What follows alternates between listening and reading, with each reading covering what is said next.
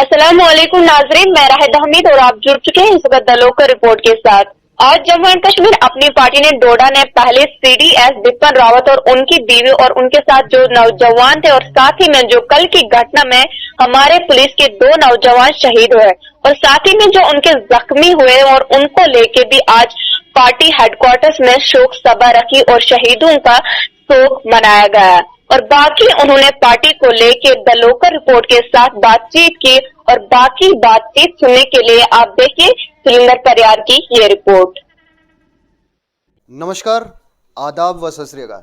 मैं हूं सुरिंदर परिहार और आप जुड़ चुके हैं द लोकल रिपोर्ट के साथ। अपनी पार्टी मेरी पार्टी नहीं है, लेकिन उसका नाम अपनी पार्टी है।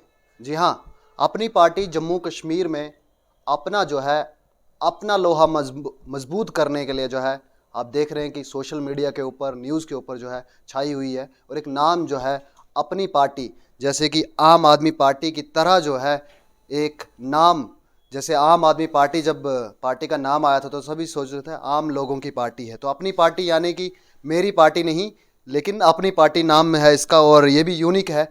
लेकिन काम अब क्या, जैसे आम आदमी पार्टी ने यूनिक काम जो है दिल्ली के अंदर किया, क्या जम्मू कश्मीर के अंदर ऐसा ये भी कर पाएंगे?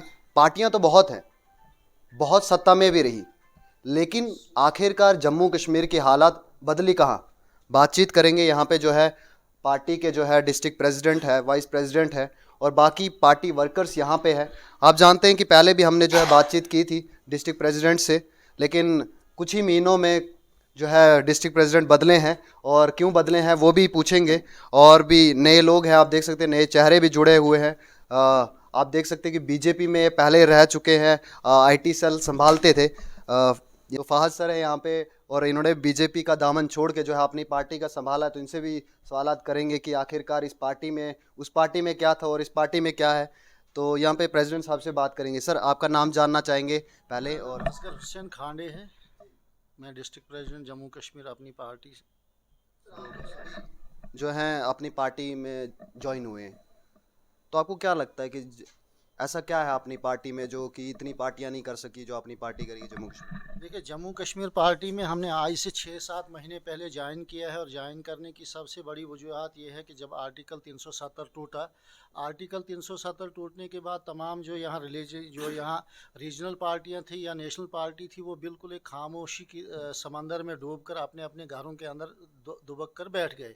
लोगों को उन्होंने अपने हाल पे छोड़ दिया। इस असना में अल्ताफ़ बुखारी साहब उठे, उनके साथ उनके हम ख्यालात लोग उठे और उन्होंने एक नई सोच के साथ, नई उम्मीद के साथ दिल्ली की पार्लियामेंट में जाके वहाँ की हुकूमत, मरकज़ी जो हुकूमत है हिंदुस्तान की इस वक्त, उनके साथ बातचीत की। और बातचीत का मकसद ये था कि लोगों को जो आपने घरों के अंदर नज़रबंद करके रखा है, गैर एलानिया कर्फ्यू लगा के रखा है, इन लोगों को ढील दीजिए और बातचीत कीजिए।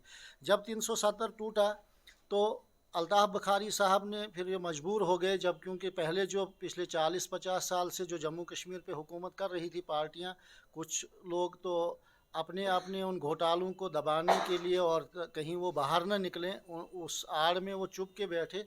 तो लोगों की मुश्किलात को देखते हुए ये जम्मू कश्मीर अपनी पार्टी बनी और इस अपनी पार्टी का ये है कि आर्टिकल 370 जब टूटा, ये सुप्रीम कोर्ट में है इस वक्त फाइल जो है हुई है।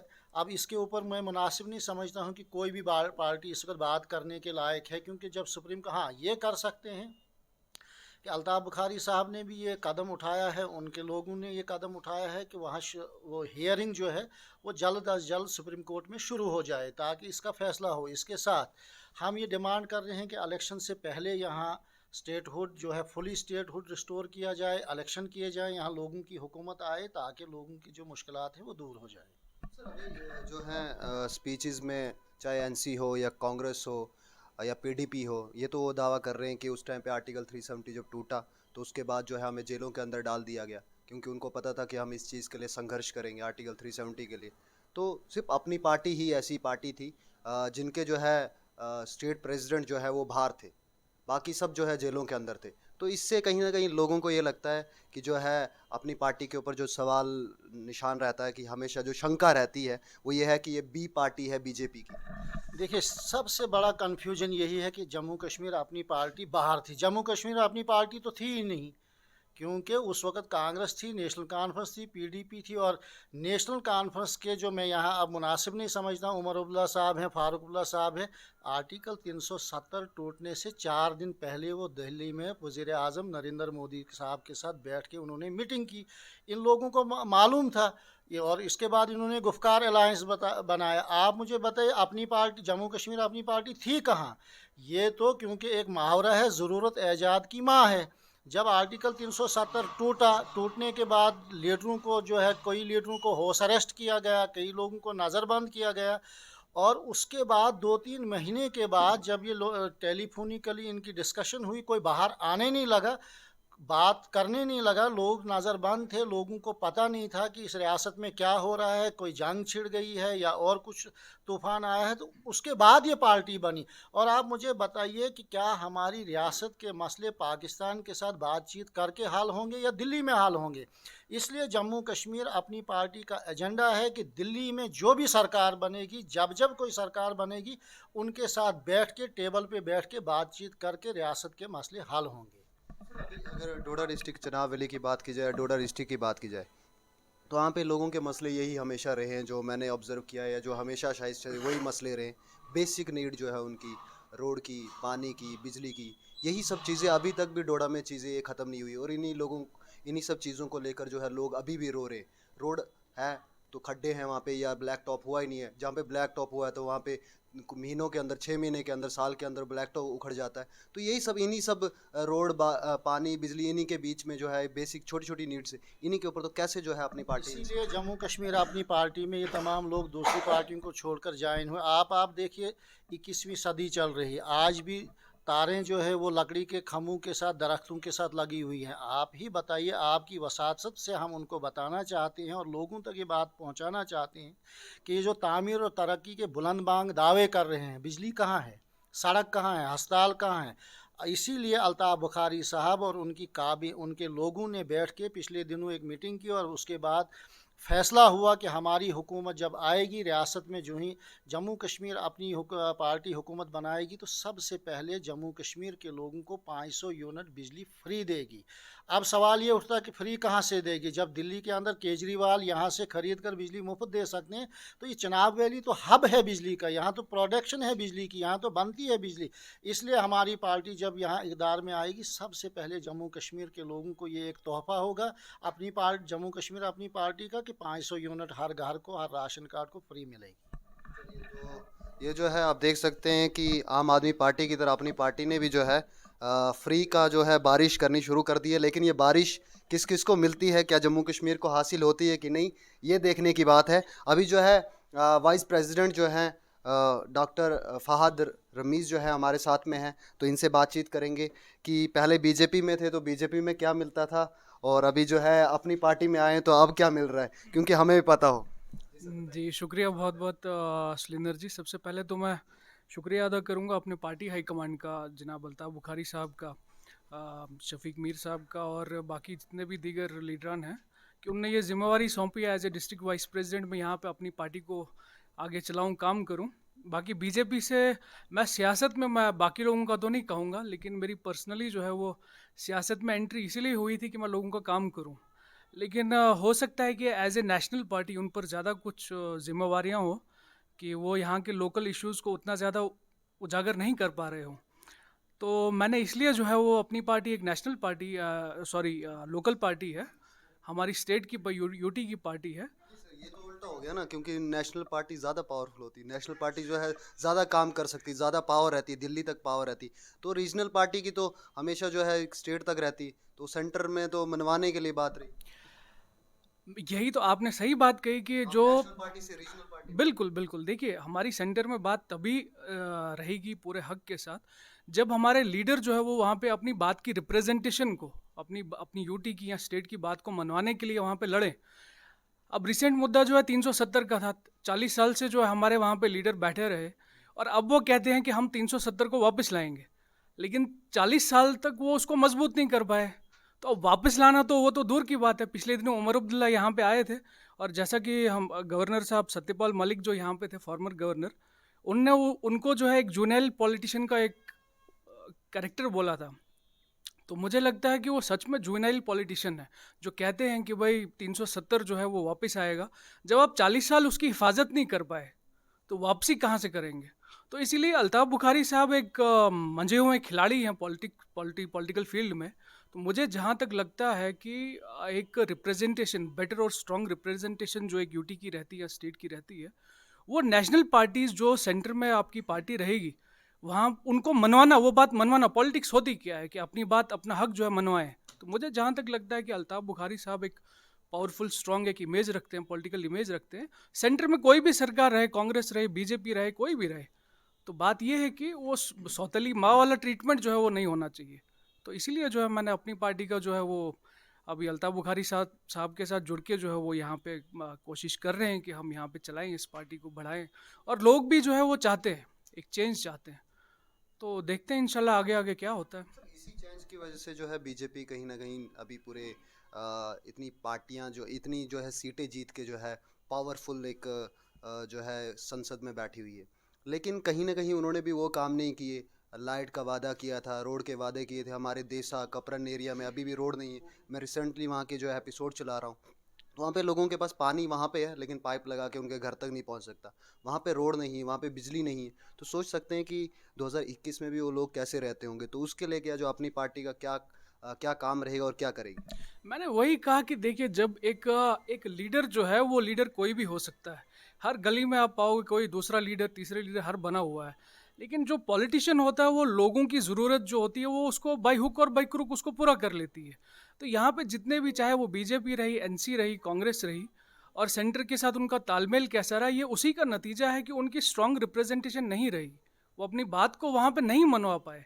चाहे वो भरत रोड हो, चाहे मरम्मत हो, चाहे कुछ भी हो, कोई भी रोड हो या बिजली सड़क पानी का इशू हो, एक पॉलिटिशियन का काम होता है अपनी बात मनवाना। तो कहीं लैक ऑफ पॉलिटिकल आईक्यू जो है, मैं बोलूँगा कि लैक ऑफ पॉलिटिकल आईक्यू है जो इस चीज़ का नतीजा है। वरना सेंटर से तो हर टाइम जो हमें फुल वहाँ से सपोर्ट मिली है। और मुझे जहाँ तक मुझे लगता है कि JNK as a state and as a UT, इसको बहुत ज़्यादा रिप्रेजेंटेशन दी गई है सेंटर में। लेकिन हमारे लीडरों में ही कुछ, पॉलिटिकल लीडरों में ही कुछ खामी रही है, जो वो उस वहाँ से अगर 100 रुपये निकलता था तो यहाँ 1 रुपये भी नहीं पहुँचता था। और आज भी चोरी चकारी का वही दौर चल रहा है, चाहे वो बीजेपी रहे, एनसी रहे, कांग्रेस रहे। और मैं आपके माध्यम से लोगों को भी ये कहना चाहूँगा कि आप बार बार एक ही पार्टी को चुन के, जिसका पास्ट आपको पता है कि वो क्या है, आप दोबारा से उन्हीं को चुनते हो, या आपका नुकसान है। उनका तो कुछ ज़्यादा है नहीं, उनके अपने ठेके हैं, वो अपने बिजनेस है, अपने बैंक बैलेंसेस हैं। अगर आप गवाते हो तो अपने एरिया की डेवलपमेंट को गवाते हो। तो इसलिए आप सोच समझ के जो है, जब इलेक्शन होंगे सून आफ्टर डिलिमिटेशन, तो सोच समझ के जो है किसी भी पार्टी का, मैं ये नहीं कहूँगा कि आप हमारी पार्टी में आए या बाकी पार्टियों में नहीं जाए, लेकिन एक मैच्योर, एक सोच समझ के साथ जो है एक डोडा को चेंज करने की ज़रूरत है। आप आइए और देखिए क्या चेंज हम भी जो है वो मिलके इकट्ठे कर सकते हैं। असेंबली इलेक्शन होंगे तो आप जो है शक्ति परिहार का साथ देंगे या फिर कोई अपना जो है मिलेगा? नहीं, देखिए, मैं एक चीज़ कहूँ, ये चीज़ें इशू के डिस्कस करने की या बताने की मुझे नहीं लगता है कि ज़रूरत है। क्योंकि लेट अटल बिहारी वाजपेयी जी ने एक चीज़ कही थी कि politics is the game of compromises. तो अपॉर्चुनिटीज़, यहाँ पे लोगों का काम करने के लिए अगर किसी का भी साथ देना पड़े तो मैं उस चीज़ को जायज़ मानता हूँ। इसका मतलब आप ये कह रहे हैं कि पीडीपी ने जो दामन थामा था बीजेपी का वो सही नहीं, पीडीपी उसका जवाब खुद दे। वो मैं क्या बोल सकता हूँ कि उनके, की बात को मैं कह रहा हूँ। नहीं, उनकी अपनी लॉबी है, एक उनकी अपनी स्ट्रेटजी है, उनकी अपनी पॉलिटिकल एक रहती है कि भाई हमने मोदी जी के साथ जाना है या आज़ाद साहब के साथ जाना है। अब एट अपॉर्चुन टाइम हम तो फिलहाल अभी जो है वो अपनी पार्टी का ही जो है वो यहाँ पे स्ट्रॉन्ग काडर करने की कोशिश करेंगे। लेकिन मैं ये कहूँगा कि यूथ सबसे ज़्यादा है हिंदुस्तान का, तो यूथ आपके साथ क्यों जुड़े? क्योंकि सब लोग, नॉट ओनली यूथ, सभी लोग इस वक्त चेंज चाहते हैं। चाहे वो कोई भी हो, चाहे आप 100 साल के बूढ़े से भी पूछें या 18 साल के बच्चे से भी पूछें, वो यही कहेगी कि पिछले सरकारों ने धोखा किया है, उनने हमें वो चीज़ें नहीं, जो हमने डिमांड की थी वो हमें नहीं मिली। तो इसलिए मुझे जहाँ तक लगता है कि अपनी पार्टी का अभी जब हम ग्राउंड में चलेंगे, घूमेंगे फिरेंगे, तो यूथ भी कन्विंस हो जाएगा कि हाँ यार। और वैसे भी अगर आप एक पार्टी के साथ जुड़े रहते हैं, जैसे मैं बीजेपी के साथ था, 5 साल रहा, ये आप सड़ जाएंगे एक पार्टी में रह रहे के अगर आपके काम नहीं होते। तो बेटर है कि पॉलिटिक्स गेम ऑफ अपॉर्चुनिटीज जब है तो आप अपॉर्चुनिटी ले लें नई पार्टीज की और देखिए मिलजुल के कैसे काम करते हैं वो लोग। फहद साहब ने अभी जो है ये अपॉर्चुनिटी ली है कि अपने लोगों के लिए जो है एक नई पार्टी में ज्वाइन करके जो है लोगों के लिए काम करें। लेकिन एक चीज़ मैंने जो है अपनी चुनावली के अंदर देखी है कि यहाँ पे सभी जो है पॉलिटिकल लीडर हैं। मास लीडर मैंने कोई देखा नहीं कि जो मासिस से बना हो, जिसने कोई डिमांड जो है एडमिनिस्ट्रेशन से की हो या पॉलिटिक्स से की हो या पॉलिटिकल पार्टीज से की हो और वो मनवाई हो, जो प्रेजेंट गवर्नमेंट रही हो तो उससे मनवाई हो और वो चीज़ जो है इस्टेब्लिश की हो और लोगों के हित में वो काम किया हो। ऐसा कोई मास लीडर मुझे मिला नहीं, क्योंकि जो है पॉलिटिकल लोग हमारे जो ज़्यादा सोचते हैं, इसीलिए जो है मासिस के बारे में किसी ने देखा नहीं। इसीलिए शायद हमारे चुनावली में कुछ ऐसा जो है बना नहीं, या हमारे डिस्ट्रिक्ट डोडा के अंदर जो है ऐसा कुछ बना नहीं कि बड़े लेवल की कोई यूनिवर्सिटी यहाँ पे हो, बड़े लेवल का कोई प्रोजेक्ट हमारे डोडा डिस्ट्रिक्ट के अंदर हो, जिससे जो है आवाम जो है वहाँ पे काम करके जो अपनी रोज़ी रोटी जो है कमा पाए।